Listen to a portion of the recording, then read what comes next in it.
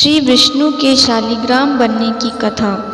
एक बार शिव ने अपने तेज को समुद्र में फेंक दिया। एक महातेजस्वी बालक ने जन्म लिया।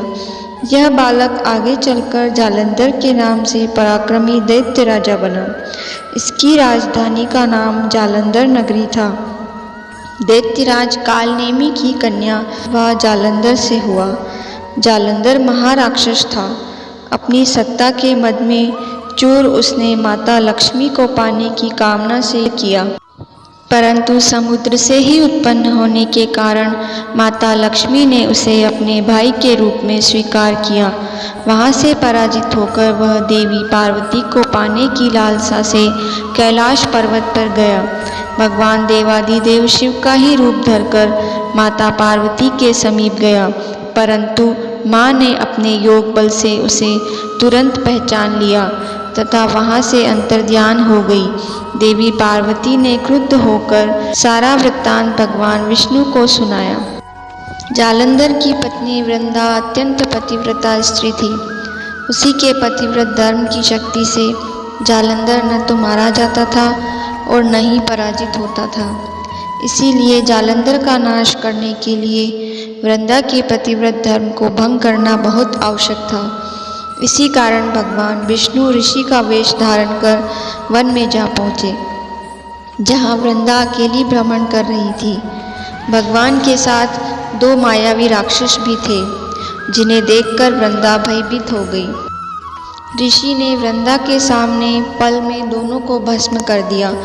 उनकी शक्ति देखकर वृंदा ने कैलाश पर्वत पर महादेव के साथ युद्ध कर रहे अपने पति जालंधर के बारे में पूछा। ऋषि ने अपने माया जाल से दो वानर प्रकट किए। एक वानर के हाथ में जालंधर का सिर था तथा दूसरे के हाथ में धड़। अपने पति की यह दशा देखकर वृंदा मूर्छित होकर गिर पड़ी। होश में आने पर उन्होंने ऋषि रूपी भगवान से विनती की कि वह उसके पति को जीवित करे। भगवान ने अपनी माया से पुनः जालंधर का सिर धड़ से जोड़ दिया, परंतु स्वयं भी वह उसी शरीर में प्रवेश कर गए। वृंदा को इस छल का तनिक भी आभास न हुआ। जालंधर बने भगवान के साथ वृंदा पतिव्रता का व्यवहार करने लगी, जिससे उसका सतीत्व भंग हो गया। ऐसा होते ही युद्ध में हार गया। इस सारी लीला का जब वृंदा को पता चला तो उसने क्रुद्ध होकर भगवान विष्णु को हृदयहीन शीला होने का श्राप दे दिया। अपने भक्त के श्राप को भगवान विष्णु ने स्वीकार किया और शालिग्राम पत्थर बन गए। सृष्टि के पालनकर्ता के पत्थर बन जाने से ब्रह्मांड में असंतुलन की स्थिति हो गई। यह देखकर सभी देवी देवताओं ने वृंदा से प्रार्थना की वह भगवान विष्णु को श्राप मुक्त कर दे। वृंदा ने भगवान विष्णु को श्राप मुक्त कर स्वयं आत्मदाह कर लिया। जहाँ वृंदा भस्म हुई वहाँ तुलसी का पौधा होगा। भगवान विष्णु ने वृंदा से कहा, हे वृंदा, तुम अपने सतीत्व के कारण मुझे लक्ष्मी से भी अधिक प्रिय हो गई हो। अब तुम तुलसी के रूप में सदा मेरे साथ रहोगी।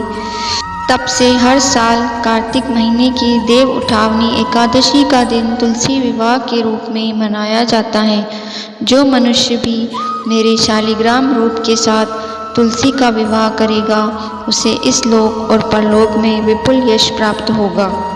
वीडियो को लाइक और चैनल को सब्सक्राइब जरूर करें।